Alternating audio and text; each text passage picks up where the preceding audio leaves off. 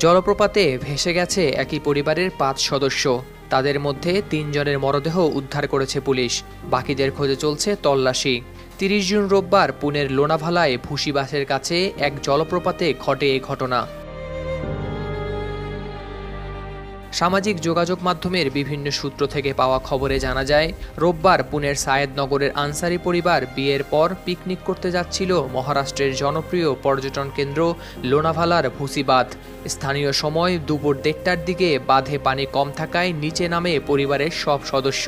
কিন্তু কিছু বুঝে ওঠার আগেই মুহূর্তে হরকাবানে দানবীয় আকার ধারণ করে ওই বাঁধের স্রোত।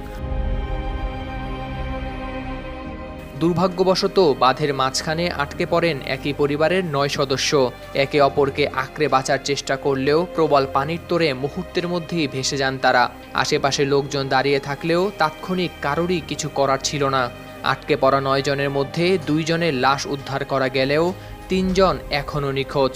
আটকে পড়া ও নিখোঁজ হওয়াদের মধ্যে ৪ শিশুও রয়েছে। তবে কিছুটা স্বস্তির খবর হলো প্রাণে বেঁচে গিয়েছেন নবদম্পতি। এদিকে এই ঘটনায় দুঃখ প্রকাশ করে নেটিজেনরা বলছেন, এই বর্ষায় পাহাড়ে গেলে বৃষ্টিপাত হলে ছড়া, খাল, খুমে নামার ক্ষেত্রে সবার সতর্কতা অবলম্বন করা উচিত।